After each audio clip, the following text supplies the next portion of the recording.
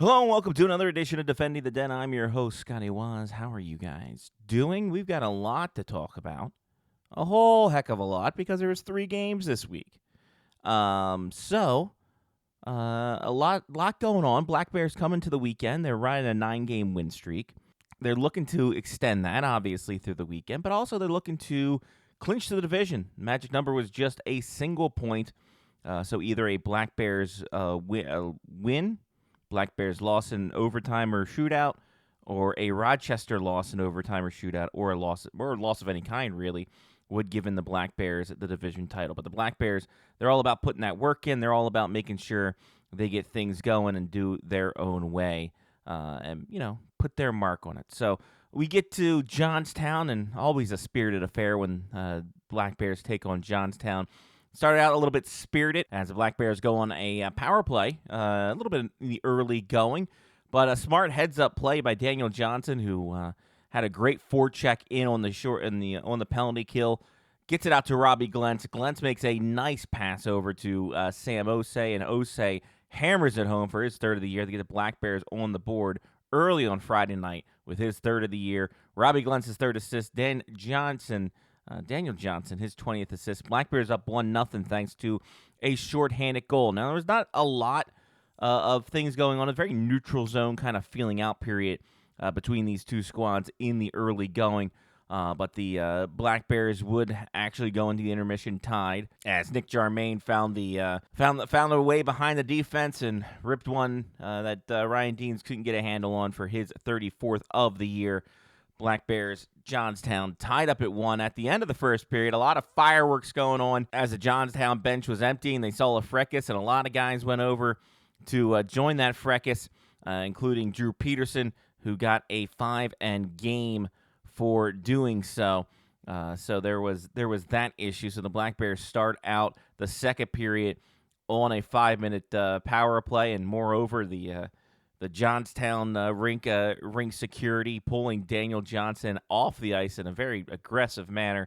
Luckily, that seemed to get fixed over in the intermission when that was pointed out by not only putting it out online, a lot of other people saw it. Rick Hall, the broadcaster for Johnstown, brought it up in the intermission too. So a lot of people saw it. Not a great look overall, but the Black Bears, regardless, pushed through as they are wont to do. They didn't do too much on that power play in the early going for 5 minutes. They had all 5 minutes to work, but they had a little bit of issues for the first 4:35, but then they get 2 goals in 20 seconds. First, Owen Drury gets his 14th of the year. Harrison Smith working his magic again with a nice little feather pass from the half wall over to Drury, who was crashing the net, gets a stick on it, goes to the back post, and in the net. Drury's 14th, Smith's 64th assist, and Ryan Franks getting his 24th assist.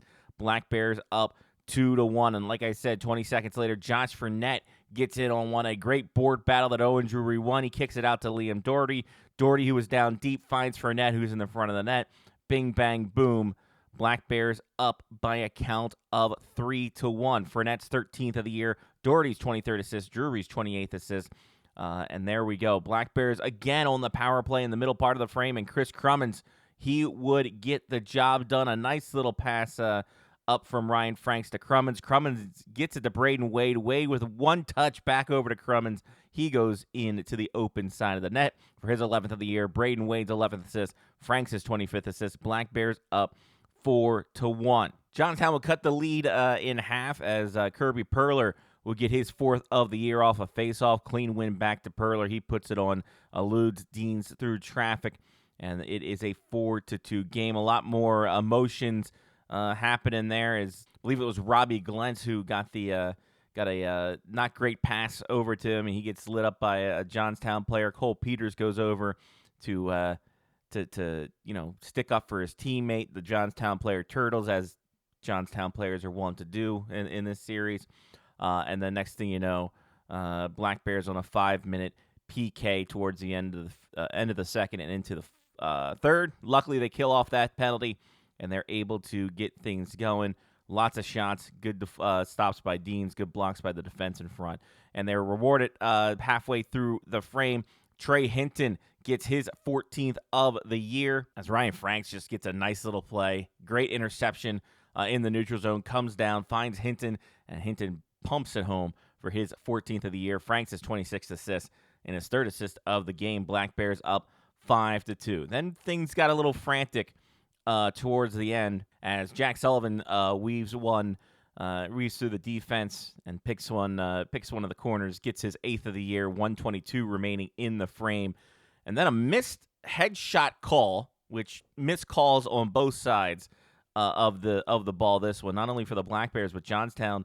The Maryland got away with as much as they had taken to them that wasn't called.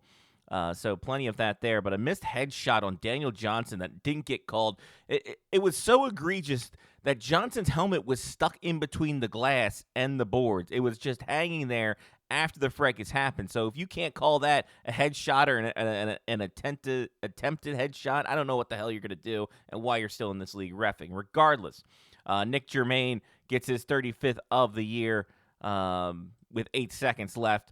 That would be it, though. That'd be close as they get. There's a little tempers flare afterwards. Ryan Deans does a big 5-star splash in the crease on a player. Everyone pairs off. A lot of turtling going on by Johnstown. They didn't want any of the smoke from the Black Bears, and rightfully so. 5-4. The victors are the Black Bears. They clinch the division on this one as they get 3 power play goals and a shorthanded goal. Special teams being a big factor in this one. Ryan Deans making 20 saves in the victory. And then we go on to Saturday, trying not to get a whole lot going on that end, as just seeing what they can do. Now, Tanner Duncan had missed Friday's game. Don't know if it was maintenance. Don't know if it was illness or injury or just precaution. But Cade Canali came in on Friday night. He plays at the Black Bear Academy, which is 18U in the THF, 18U AAA level. Saw a couple things of ice time there, not too much. But Duncan did return for Saturday's game. He's riding points in his last 27 games going into this one. But things started off a little bit interesting. Nothing necessarily spiraled too much in the early going. I mean, Logan Dooling and nothing really spiraled in the first part of it. The Black Bears did pretty much tilt the ice offensively. There were no penalties in the first period, shockingly enough. So the Black Bears just getting a lot of sustained offensive zone time, reeling off some shots, and really the grit game getting things going. And it starts off with Sokrat Markarian.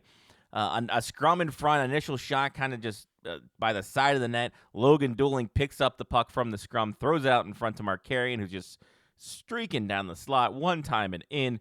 Markarian's 5th of the year, Dooling's 10th, and Lachlan Bomber getting an assist as well, his 1st of the year. Black Bears up 1-0. And it was looking all nice and fancy there for the Black Bears, but then a fatal mistake as a defenseman tries to throw it up the middle, gets picked off by Johnstown, ending in Ben Norris getting his 8th of the year. One timing it threw off a pass, and then we are tied up at 1 going into the second period.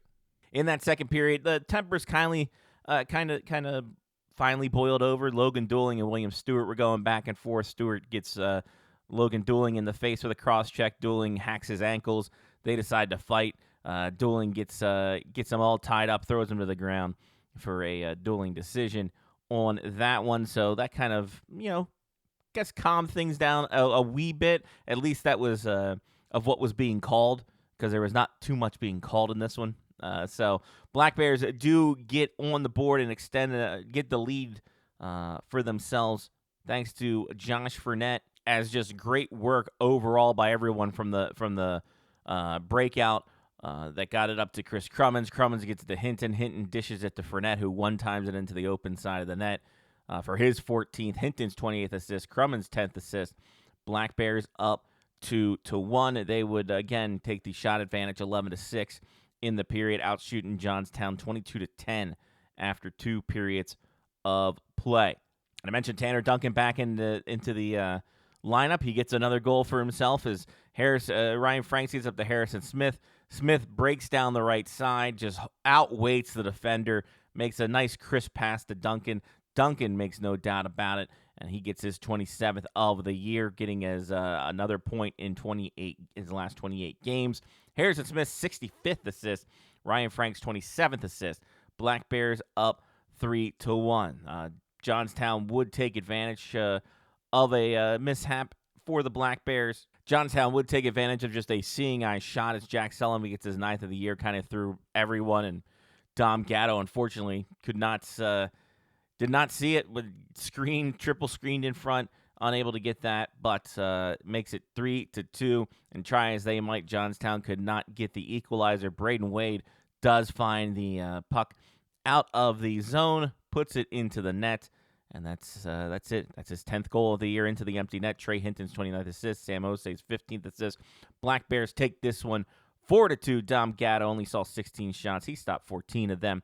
The Black Bears, another sweep of the weekend and a season sweep, taking 16 points out of all 8 matchups against Johnstown. That's pretty dang good, if I do say so myself. The week wasn't over yet. The Maryland Black Bears did have one of those fun Tuesday night games, their last of the regular season, and their last trip up to Middletown Township, New Jersey, to take on the New Jersey Titans. Now, the last Tuesday they were there, it was a wild affair overall. Black Bears unable to come out on top, but this one, a little bit of a different view on that, as the Black Bears get off to a very quick start in this one and have a great first period for the ages, which, turned out to be what they honestly needed in the grand scheme of things. Started literally 54 seconds into the game, and Ryan Franks, who has been chomping at the bit to get back on the goal side of the score sheet, gets one going. A nice pass up from Will Esterbrooks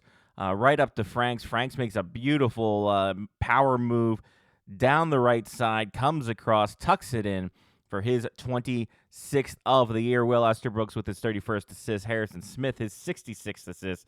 Black Bears up 1-0 early, and the tilt of the ice kind of going Maryland's way in the first bit, sustaining a fair amount of pressure in the offensive zone of New Jersey, or in their offensive zone against New Jersey, and it paid off again about 6 minutes later. Tanner Duncan having a nice little give and go with him and Harrison Smith. Duncan drops it off to Smith. Smith puts it back in front to Duncan. He puts it in for his 28th. Smith's 67th assist, and Esterbrooks his 32nd assist of the season. Black Bears up by a count of 2-0. Dom Gatto facing a couple of shots in high danger areas, staving them off. Defense keeping, by and large, for the most part, things to the outside, getting bodies in front of pucks and in passing lanes. So solid work there. And we're going to talk about getting sticks in passing lanes. That's what happened late as the PK was on attack, and with 20 seconds left on that PK, Owen Drury makes a smart move to head towards where the puck is going to be, as a whole bunch of disarray in front of the Titans bench, trying to figure out what players are supposed to be on, trying not to get too many men. A pass back leads to no one touching it. Drury takes it in, puts it home for his 15th of the year on the shorthanded goal, and it makes it 3-0 for the Black Bears, and they really run shop there. A big first period for the Black Bears. However, second period would be a little bit of a shaky one for the Black Bears, as it were. A little bit of penalty trouble in the early going, and after their first PK of the period happens, Nathan Walsh scores his 7th. A little pump fake to make the defender bite a little bit, and then kind of get Dom Gatto off of his set, and then rips one home near side to make it 3-1. Black Bears would get a power play in the middle of the frame, but unfortunately they give up a shorthanded goal on their own, as Skogan Schrott, who is the leading scorer for the Titans, comes down the slot and just rips one home using the defender as a screen on a long-range shot for his 30th of the year. Titans cut the lead to 1 goal, but the Black Bears would get one back on another ensuing penalty kill, or power play rather, as Ryan Franks, with a redirect off a Tanner Duncan shot, puts it home for his 27th of the year. Tanner Duncan extending his point streak to the last 29 games with a point, 43rd assist. Smith, another assist, 68 overall. Black Bears up 4-2 going into the break, but third period was just a barrage of shots, and a lot of it having to do with some penalties the Black Bears took. 3 penalties in the early going to the midway point. able to kill them all off, but 5:19 into the third period, Edward Globiatsky gets his second of the year. That kind of went through traffic, and it looked like it might have redirected off a Maryland defender and in the back of the net, makes it 4-3. And try as they might, putting up 11 shots in the third to only Maryland's 3. Maryland, it took 15 minutes for Maryland to get a shot on goal in that third period. New Jersey really clamping down, making sure that they were, try to get some kind of equalizer in that, but they could not. And with 8 seconds left, good passing play between Josh Fournette, Tanner Duncan, and Owen Drury.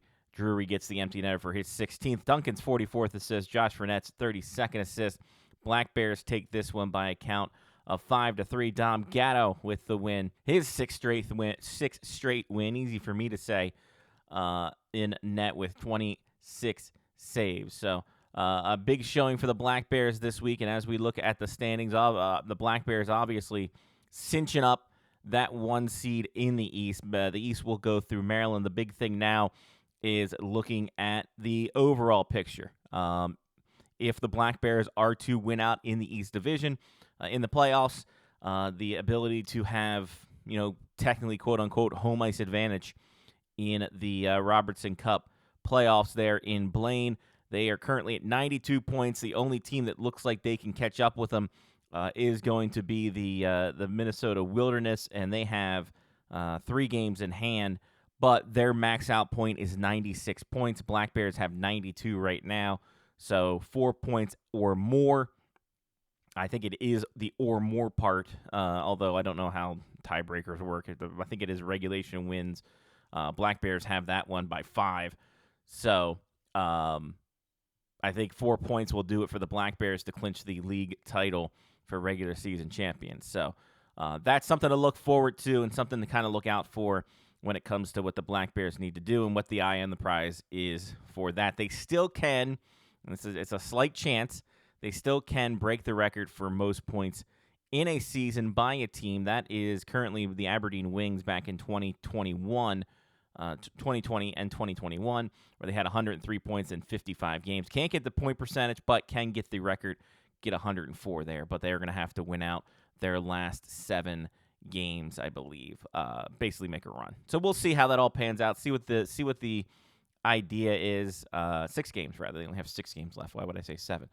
See what the idea is and how they go about, I guess, player roster management and all that jazz, just to get some guys some rest before playoffs and all that. So we'll see what the mindset is and what the grind set is and how it comes down to it in the end. But the focus right now is this weekend. I mean, more games coming up. The end of the 5-on-8. Another home and home against the Philadelphia Rebels. They will be in Sewell, New Jersey on Friday night, and then on Saturday night back in the friendly confines of Piney Orchard, and then seeing what they can do there.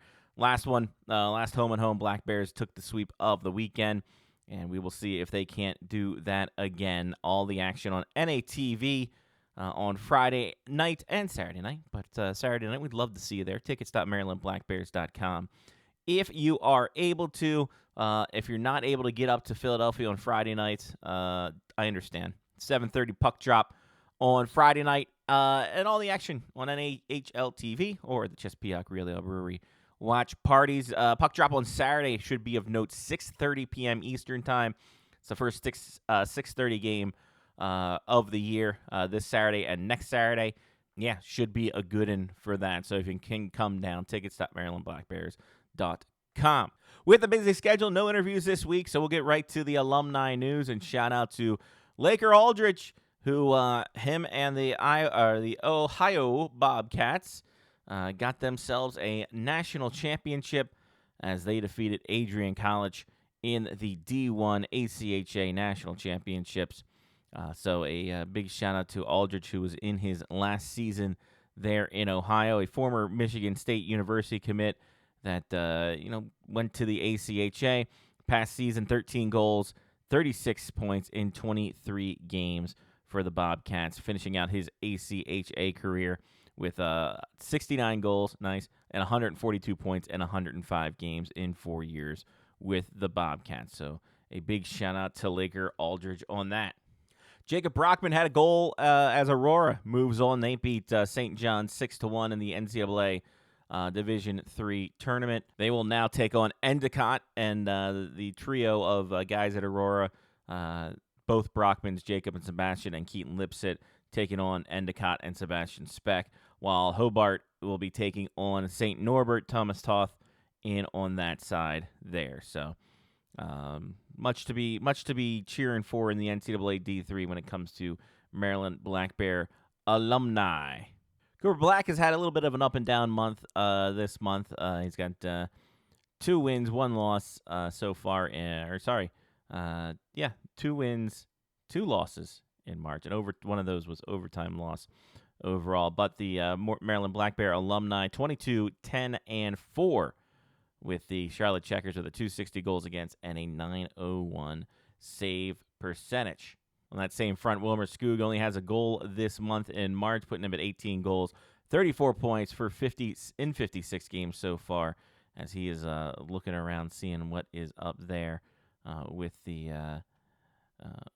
Charlotte. Maybe he gets a call up maybe late in the season with Florida being out of it. Same with Cooper Black. Maybe they get some call ups later in the season, but we will see what transpires there. You can never be too sure with how things go in the NHL, especially that time of year, or this time of year when it comes down to it. Luke Salem's had 2 assists in the last week, pumping him up to 19 assists in the year, 21 points in 57 games for the first-year Black Bear. While Quinn Wormuth has had 2 assists this month. He's got 6 goals, 9 assists in 51 games this season with the Allen Americans. Braden Stanner's gotten a call up on a loan to the Cincinnati Cyclones, has not registered a point in the ECHL, but when he left the Knoxville Ice Bears, he had 14 points in 29 games up there in the SP. So we'll see what happens. Stanner has not played since the 25th of February, so we will see where he lies in the grand scheme when all this shakes out. Again,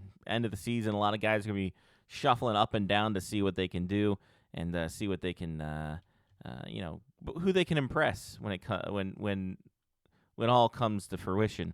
Maybe get a contract out of there, maybe get a call up, maybe get something else. Who is to say?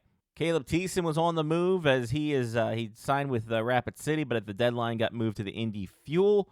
He has yet to register a point with the Fuel. Did have 1 point, which was an assist in 13 games with the Rapid City Rush.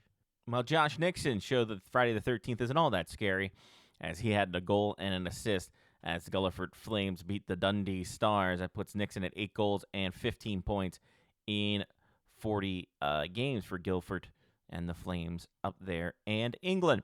That'll do it for us. Thank you all for tuning in. It's great to hang out with y'all. Appreciate it. Like I said, Philly home and home weekend, and then we're getting to the end of the season. Only 6 games left for your Maryland Black Bears this weekend, next weekend, the weekend after. Then a week off while the play-in rounds happen, as the Black Bears will see who they play next against in the playoffs for the East semifinal. We'll have all the action, all the recap action after that all next week, and all that other fun stuff. Check out the social medias for the Black Bears at Black Bears NAHL on Instagram and Facebook, or follow me on Twitter, DefendingDenMBB. It's all the stuff there. I'm Scotty Wazz. Take care of yourself and someone else. It's been Defending the Den, part of the Face Off Hockey Show media faction and podcast monsters. ClutchandCrabHockey.com has all the away games recapped right there for you, and you can check all that out there. Until we talk to you next week, you guys stay good, stay healthy, stay cool, and we'll talk to you next time through. Peace.